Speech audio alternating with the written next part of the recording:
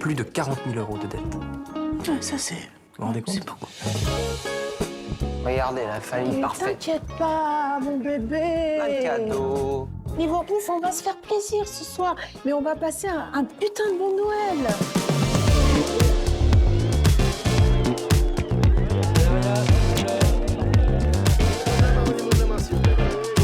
C'est une vie rêvée, c'est un film magnifique, profondément touchant de Morgane Simon, Valeria Bruni-Tedeschi ici, Lubna Azabal, Félix Lefebvre.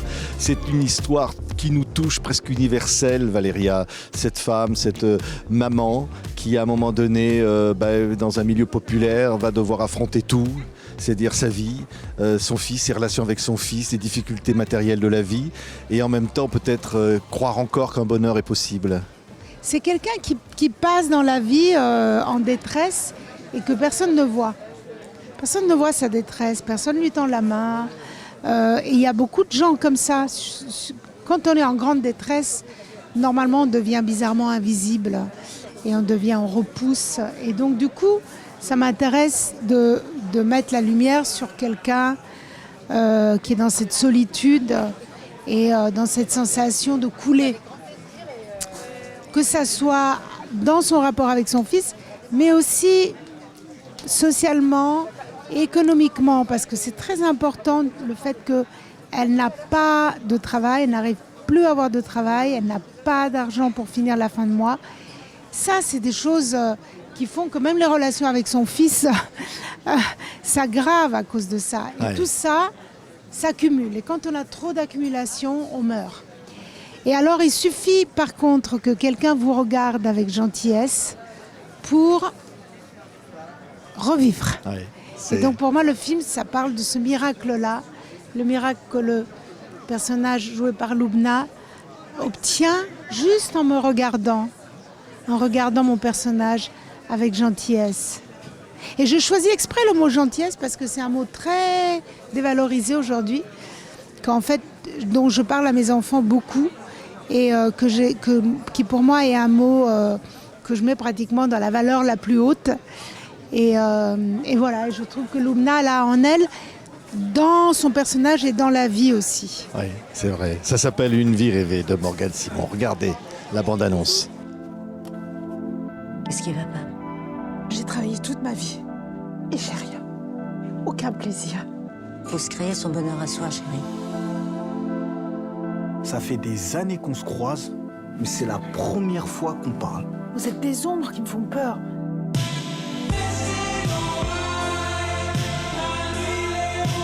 Le bonheur, c'est les petites choses de la vie, hein. Tu le sais, ça. Toi, au moins, tu réussiras. De quoi t'as peur? D'être heureuse. Morgane Simon, hein, c'est ce film-là, et il est dédié, on peut le dire, à nos mamans en quelque sorte, à nos mères. Et qu'incarne Valeria, et puis toutes les rencontres, et puis voilà la vie. Et c'est très touchant de parler aussi de ces femmes-là, de ces mères-là. C'était une volonté de rendre justice, et ce film, c'est presque un film de revanche pour ma propre mère, lui faire vivre des choses par la fiction qu'elle n'a pas pu vivre, et montrer qu'il y a de l'espoir, et qu'à 50 ans, on n'est pas foutu. En fait, la vie, elle recommence, on peut se réinventer. Et c'est un film finalement de joie. En tout cas, je crois qu'on sort dans cet état d'esprit-là, d'espoir et d'émotion aussi. Ouais, c'est vrai que la relation avec le fils, Félix Lefebvre, et la maman, elle est parfois injuste quand on est gamin, on se rend pas compte. On se rend pas toujours compte. Et il est dans cette fragilité-là pendant toute une partie de l'histoire. Oui, après, ce qui est un peu dur, mais qui est quelque chose que j'ai pu remarquer, c'est qu'on a tendance à blesser les gens qu'on aime, souvent. Et je pense que aussi, ce qui est beau, c'est que leur amour est tellement fusionnel que l'explosion et la haine, du coup, qui en découle, est d'autant plus puissante.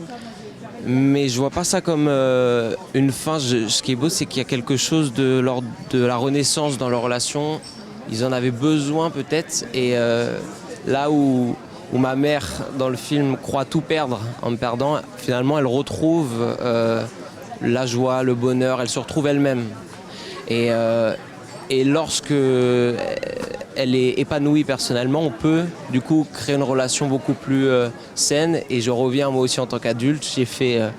J'ai changé pour diverses raisons que vous verrez dans le film aussi. Et et voilà, je pense qu'on est dans un déchirement qui permet une reconstruction. Ouais, c'est touchant ce film, hein, Lubna. Et touchante aussi la rencontre des personnages, de votre personnage avec celui qu'incarne Valéria à un moment donné dans cette histoire.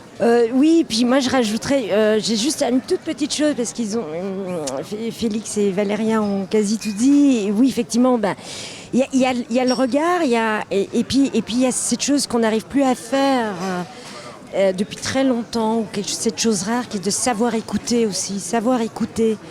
Il y a à regarder et puis entendre. Parfois, c'est entendre dans le silence, entendre dans un regard, entendre la détresse, entendre l'impuissance. Et tout ça, c'est dans le regard, mais c'est aussi dans l'écoute. Et il y a cette chose-là aussi. Et c'est vrai que la gentillesse, c'est un mot qui est galvaudé. Souvent, on dit t'es gentil, ça veut dire t'es con, en fait. Et moi, je trouve que c'est la plus belle des intelligences humaines que d'être gentil. C'est faire preuve d'énormément de classe et d'humanité, d'être gentil.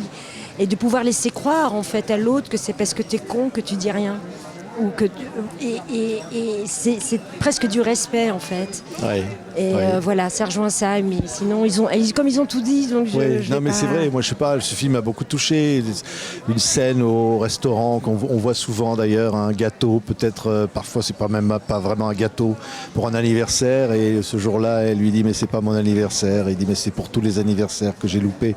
C'est magnifique. C'est du cinéma. Enfin, mais c'est la vie en même temps, Valéria.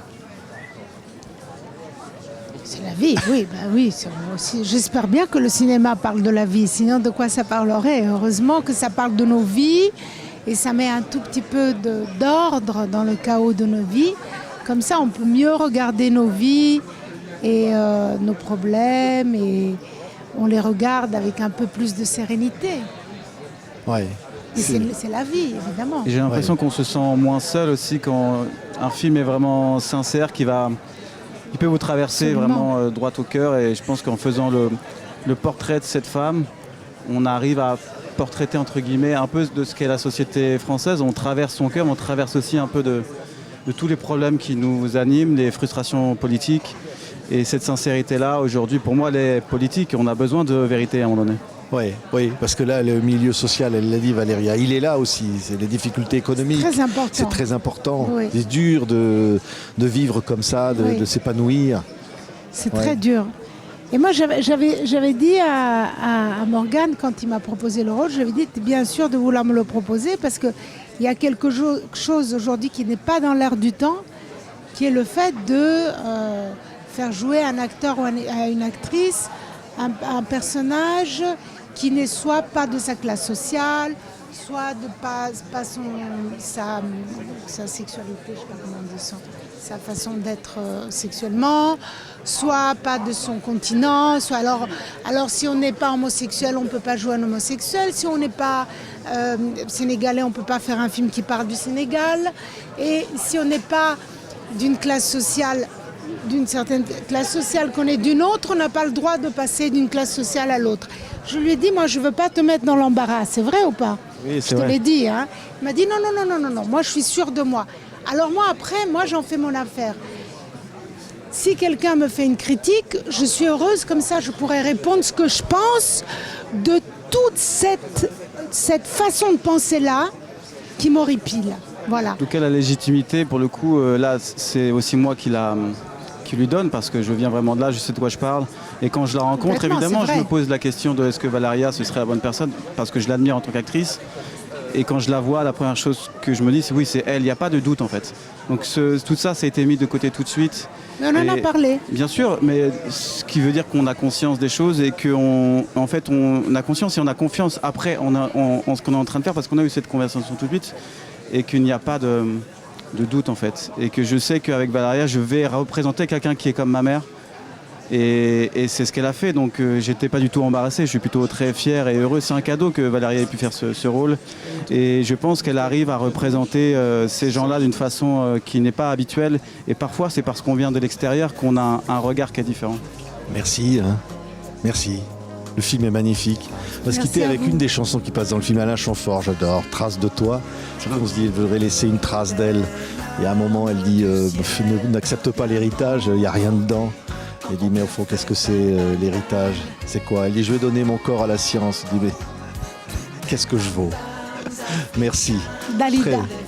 Très beau film. Merci. Et puis, il y a aussi une scène extraordinaire avec Dalida et une scène magnifique qu'il faut voir. Il faut aller voir ce film. Merci. Merci beaucoup. Merci Une à vous. vie rêvée. Merci. Toi, tu m'as bien possédé.